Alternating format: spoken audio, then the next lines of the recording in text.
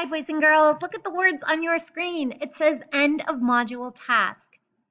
That's right, we have reached the end of the module of module 3, where we learned all about the powerful forces of the wind. Over the next few lessons, we are going to do some activities that give you a chance to share your learning, respond to others, and maybe teach someone else about what you've learned. Here's our essential question from module 3. We have been looking at this essential question since, oh my goodness, I believe it was mid or early February. How do people respond to the powerful force of the wind? Remember, essential questions are big, important questions that guide your learning through the whole module. Since we're at the end, we're going to spend the next 3 or 4 lessons using the knowledge you have gained to answer that question today. So we're going to also use all those module 3 texts and look at how those texts work together to build your knowledge about the powerful force of the wind. So today, after reading all those stories, today you will begin to plan and write your own story. We've written a few stories through this module. I know you wrote a story about owl. I know that you wrote a story using sensory words about William in The Boy Who Harnessed the Wind.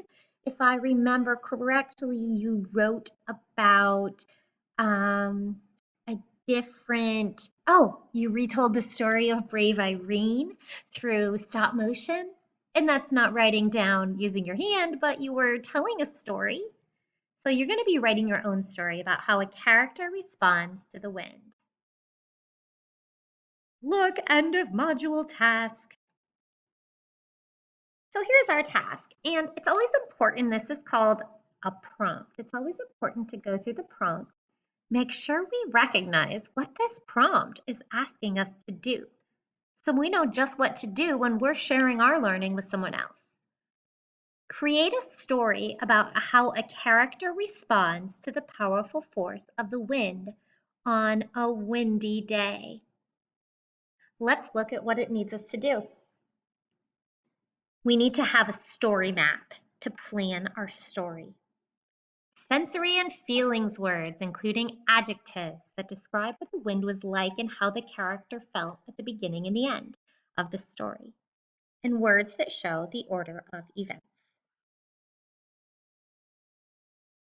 We wrote all about sensory and feelings words last week with William. So we're writing a story about how a character responds to the powerful force of the wind. The first thing here, it said we need a story map. So I have a story map pulled up here. Let's go over the different parts to it, and then we're going to brainstorm together about what we can put into our story. We have our characters. Remember, that's who or what our story is about. Setting, where our story takes place, where and when our story takes place. The problem, what happens in our story. The response to the problem. How does our character try to solve that problem? And finally, the resolution, the end to our problem. Maybe our problem solved, maybe our problem isn't. So what we're going to do is we're going to do a little what's called brainstorming. We're going to think together about what we want our stories to be about. We're going to come up with some ideas together, and then you are going to create your very own fiction story about how a character responds to the powerful force of the wind on a windy day.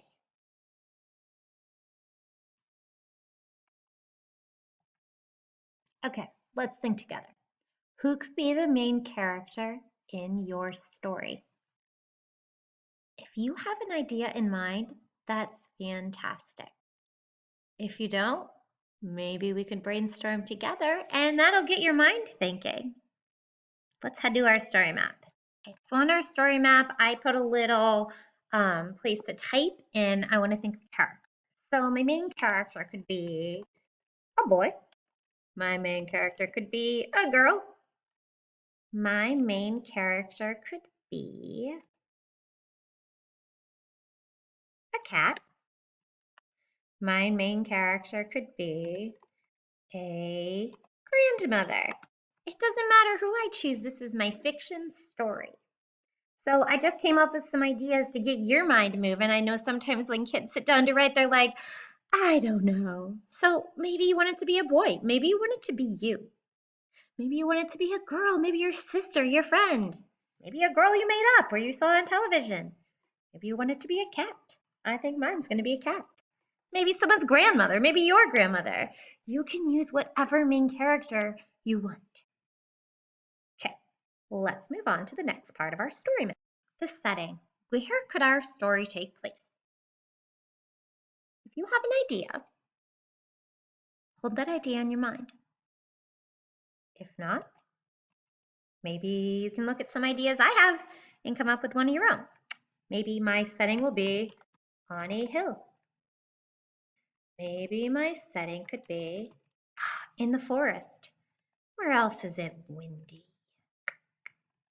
I know where I always feel like it's windy. At the beach. My cat may be at the beach. I haven't decided yet.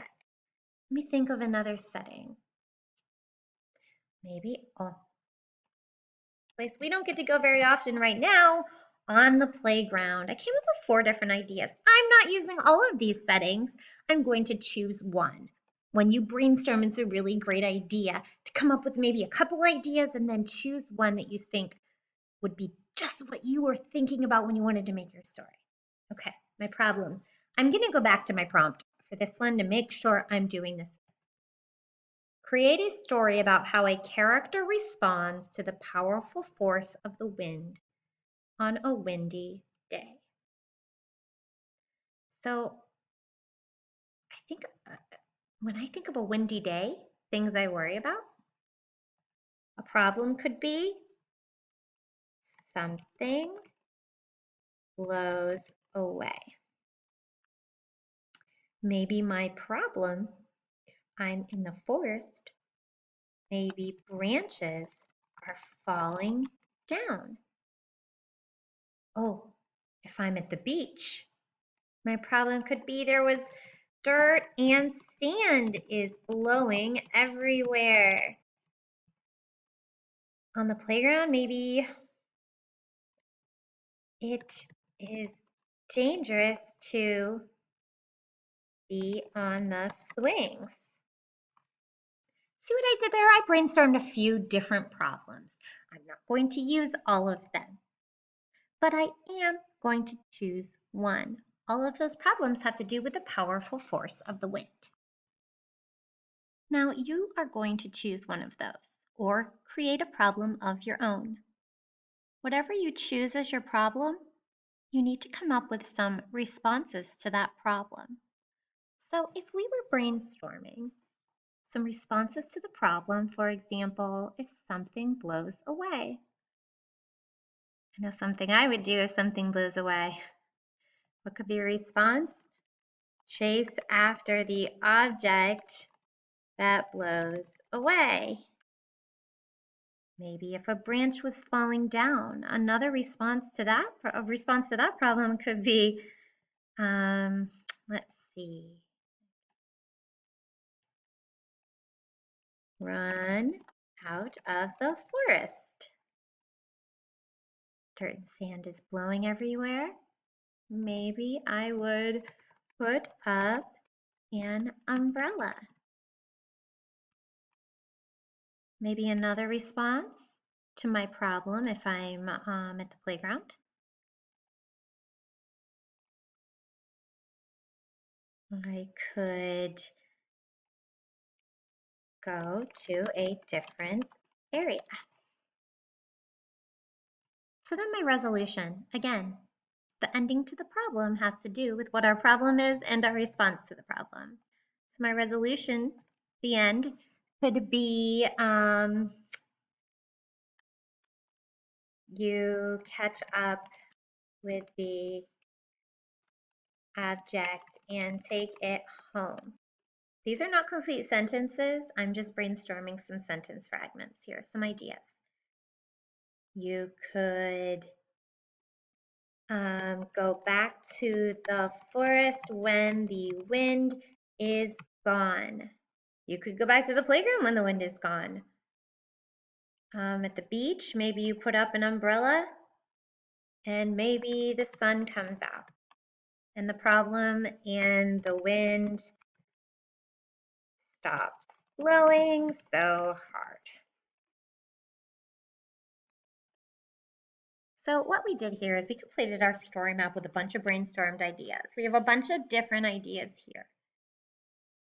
This is just a collection of ideas to share your thinking and to get your brain thinking about what you want to do for your end of the module task.